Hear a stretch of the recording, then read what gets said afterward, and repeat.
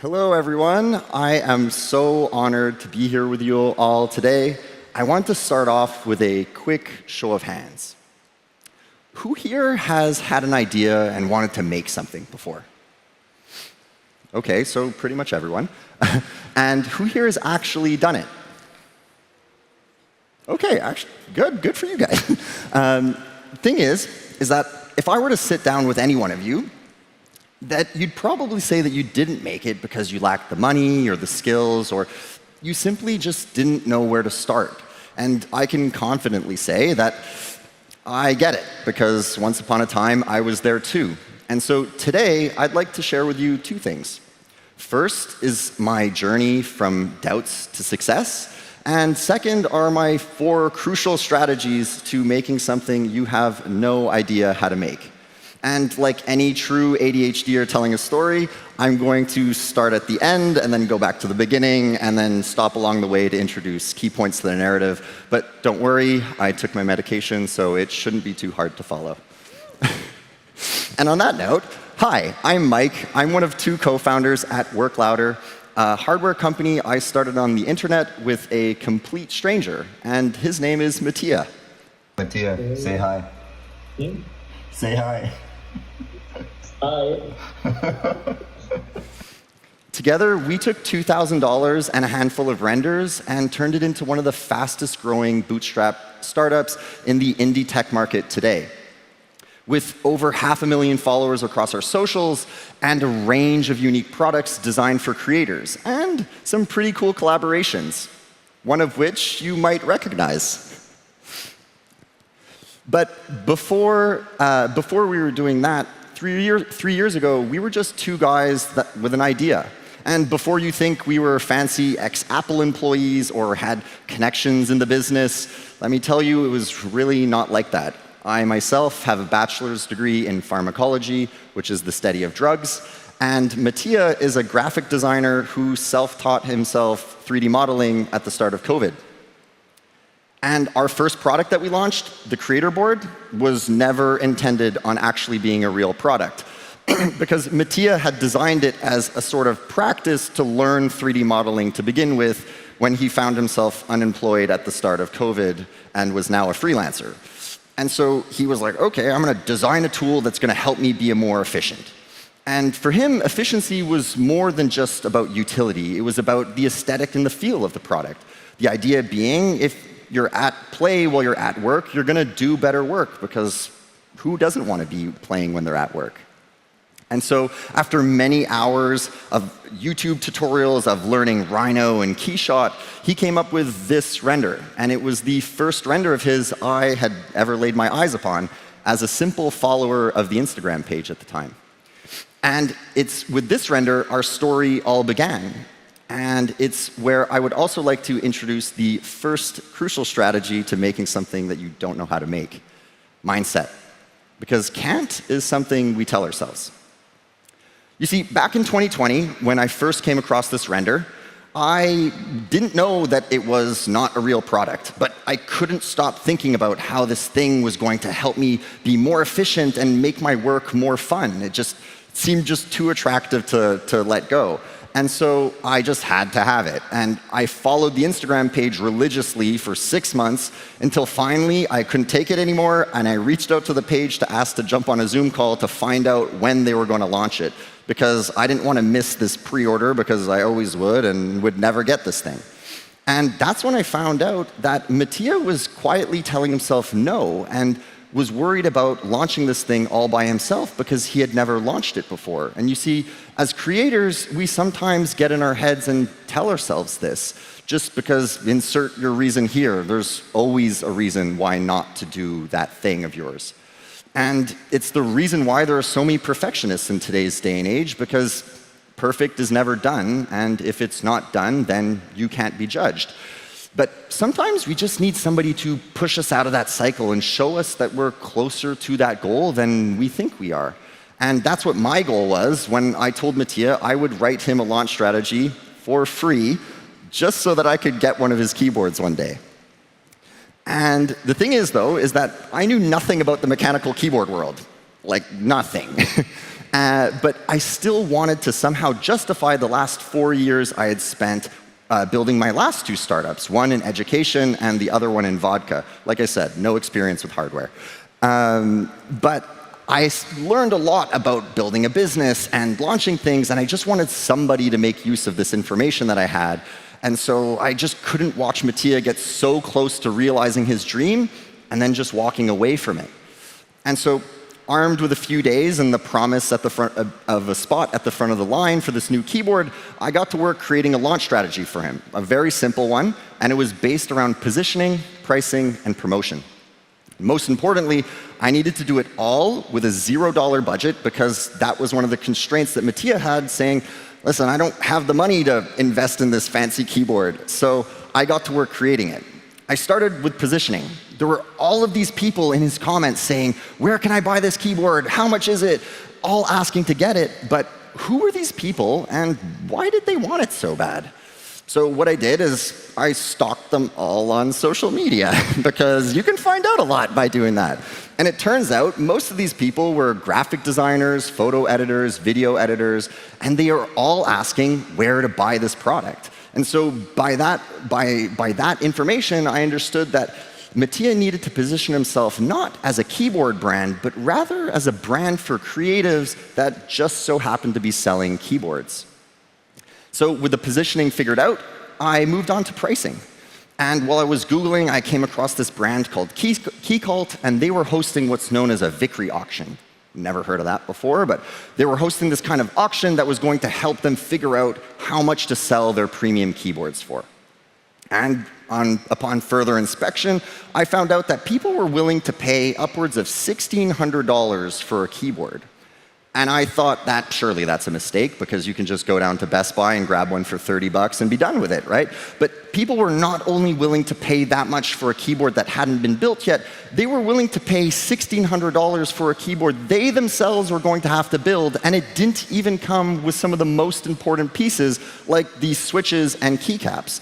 That's like the equivalent of going to a high-end car dealership, buying the most expensive car, and then when it arrives, you not only have to assemble it yourself, but you have to buy the seats and tires separately. Crazy, but people were willing to do that. And so all to say, I now knew how Mattia was going to figure out the price point for his keyboard. He was just going to host this thing called a Victory auction and take the average of the bids. Easy peasy. But I think the easiest part was actually promotion, because all I wrote in that section was, keep doing what you're doing, because clearly it's working. And with that done, we jumped on another Zoom call, and I presented this plan to him. And even though I had zero intentions of joining Work Louder as a partner, as anything else other than a fan, by the end of that call, I was actually 50-50 owners in a hardware company with no experience building hardware. And just like that, we had the plan, the design, and probably the perfect mix of talent and delusional confidence, all in one team. Which leads me to my second strategy. Be delusional, except when it comes to money. So on day one of our partnership, we needed to move quickly from the conceptual stage to concrete action. And you'd think that means by advancing on production, marketing, and distribution all very quickly from the start, because they're all very important when launching something. But in reality, we just need to figure out one important part about the production before we started. And that was, can we sell this thing for more than we could make it? Because after all, I had no experience making keyboards, neither did Mattia, and we had even less experience building a hardware company. So that was one of the challenges starting off, and we needed to consider the fact that our sale price also needed to account for more than just the production of this keyboard, which included things like our mistakes, our future developments, everything right down to the Wi-Fi. Because if you don't, then you might find yourself in a tough spot. So what I did first was I took all of the design files that we had, and I went straight to Google to find suppliers. And contrary to what you might think, thinking that I might need to find one manufacturer to build it all, because that would probably be the easiest way to do this. I found individual manufacturers for each part, because if I found one and there was a problem with the keyboard itself, I would need to start from zero if I decided to switch manufacturers. So instead, I found individual suppliers for each part. That way, if there was a problem, which, trust me, there were, we'd be able to keep the momentum and keep better control over the quality of our end product. And that's ultimately how we brought this keyboard from knowing nothing to, in 8 months, shipping it out to customers. And before you ask, yes, it really is as simple to find manufacturers as just going to Google, typing in custom plastic mold manufacturers, and hitting enter. It's not that complicated. And so once we had a good idea of the production cost, we needed to determine how much people were actually willing to pay for this thing. And that's where that weird Vickery auction that I had mentioned earlier comes into play. We had told all of our 1,200 followers at the time, it really was that number, that we were going to give our first 10 keyboards as these pioneer keyboards. They were going to be called pioneer boards, and they were going to be the first 10. All they needed to do to win one was bid their highest amount in the auction that they would be willing to pay, and then honor it if they were one of the top 10 bids. And so after only 2 months of being involved in the company, we launched our first ever silent auction. And these were the results, where you can see in green the top 10 bids, and then in the table on the other side, you can see the stats about the auction, one of which was the average sales price. And so we ended up determining objectively how much to sell this keyboard because our community picked it for us, essentially. But once we figured out that, then we now knew that if we sold over 65 keyboards, we would not only cover the production cost of the boards and the molds, but it also gave us a target to shoot above. Because the worst thing to do in any kind of physical product business is buy too much inventory, because then if you can't sell it, you're kind of stuck. And even though we had figured all that out, it still didn't quite solve how we were going to go from render to reality. And that's where I'd like to talk about my third strategy.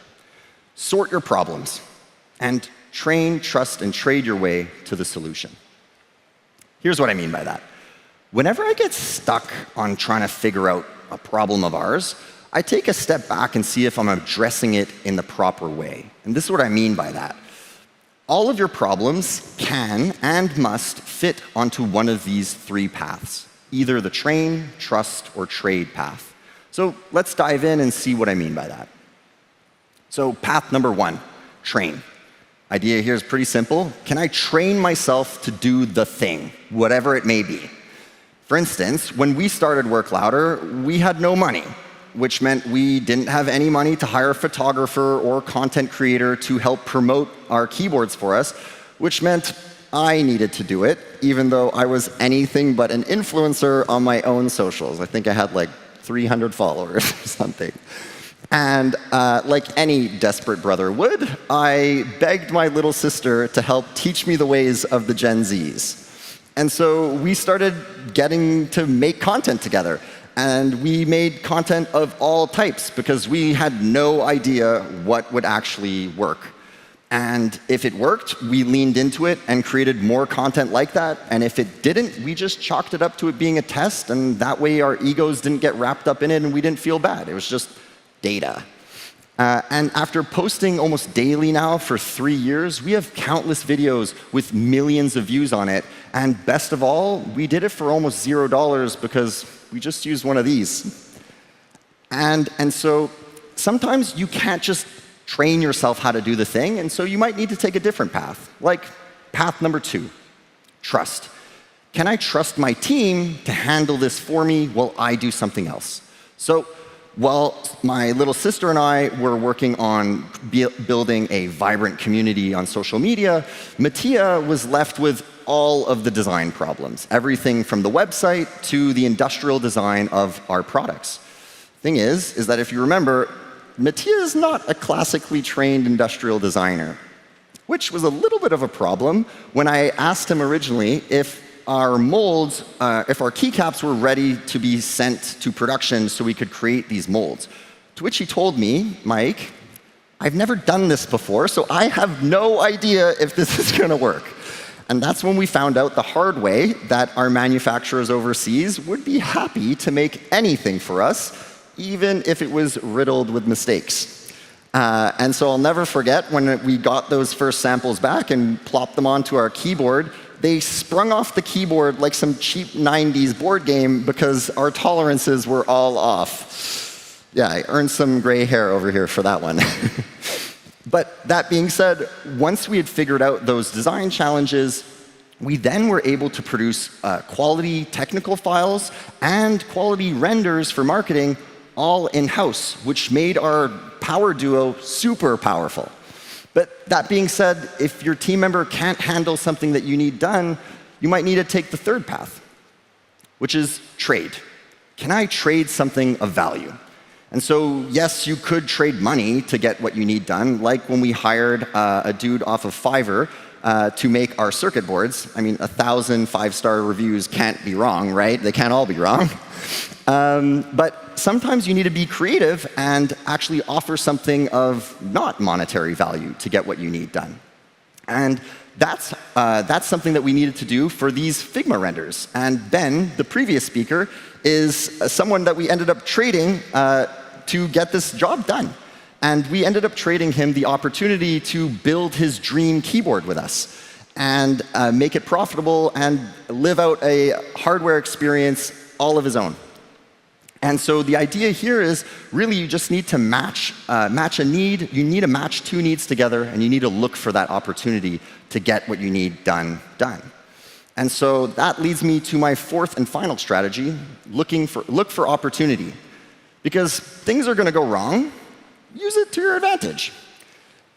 Every time I thought that we were going to have the last problem solved and it was all going to be good, life would cook up something even more problematic and interesting and ship it our way. I will never forget holiday season 2022 because it was the first time ever Mattia was coming to Canada, and it was the first time ever that we were going to be doing an in-stock sale of our keyboards. And I had invited him to my parents' house where we were building all of these things to stay with us. It was a big deal for us because we had essentially put all of our eggs in one basket, spending over $120,000 worth of product to do this big in-stock sale. And when we got our keyboards from the manufacturer, they were perfect, except for one little thing. Instead of the boards being matte black like we had asked for, they were gray. And being in a room full of designers, you probably know that gray does not equal black, which is what I tried explaining to my manufacturer on the phone later that day, saying, listen, we have some of the most, let's call them detail-oriented people on the planet as our customers, and surely they would notice if we shipped them a gray keyboard instead of a black one like we promised. And our manufacturer was so apologetic, saying, don't worry, Michael, we're going to fix this, we're going to make it all right, don't you worry at all. And I was like, okay, great. What's the solution going to be? And she was like, okay, on your next order, we're going to give you 10% off, but on this one, there's absolutely nothing we can do for you.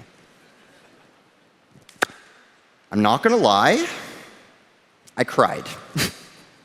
Because all of this product that we had ordered had taken months to produce, everyone had already paid for it, and they paid for a black keyboard.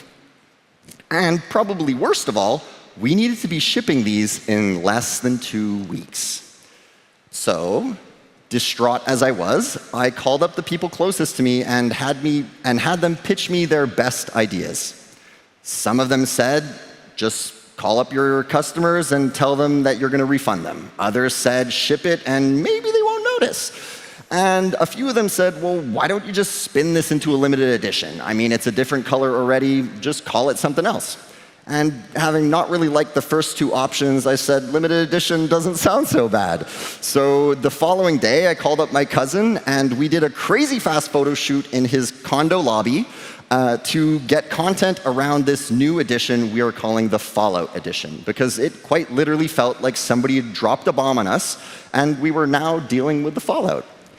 And to help sell the extra inventory that we had, my little sister, who was showing me how to make TikToks, created 4 unique TikToks for us to post to drum up some hype. And day after day, we posted them, and day after day, they flopped. Which was surprising to us because they were trending video, they're trending sounds, using great photos and behind the scenes, and we thought for sure one of these would work. And they just didn't. So on the 4th day, we decided to make a video that just leaned straight into the problem that we were dealing with and said, you know what, we're just gonna send it. And this is what that video was.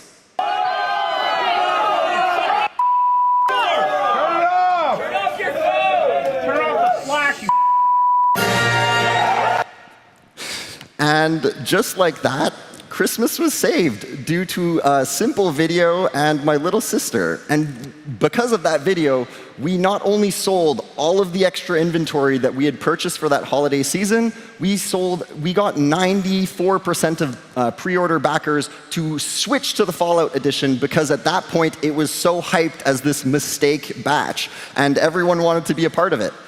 And just like my sister was there for me then, she's actually here for me today in the audience with you guys. So please give it up for my little sister, who has always been there for me. Thank you, Soph. All right, so let's wrap this up. 3 years ago, I was broke and started a hardware company with a complete stranger on the internet. And today, I'm proud to say that we have a whole lineup of products for creators that we're proud to call our own. And we get to wake up excited every day to build the future of tech with our community. And that's a future of products that are not only thoughtfully designed for their end users, but ones that are fun and inspiring to use as well. And if there's anything that I could accomplish here today, it would be to convince one of you guys out there that your idea is worth following too, and that you just might be one post, comment, or Zoom call away from your big break. So let's recap what you're going to need. Number 1, positive self-talk, because can't is something we tell ourselves, and that barrier that you're perceiving is most likely just up here. Number 2, be delusional, except when it comes to money, because you'll need it to keep your dream alive. Number 3, sort your problems. No matter how complicated that problem might seem, you can always train, trust, or trade your way to that solution. And number 4, look for opportunity, because when life gives you lemons, make a TikTok about your lemonade stand. I want to leave you with one final note. The people who create some of the most impressive things in today's world are not the smartest people. They're just the people who tried. Thank you.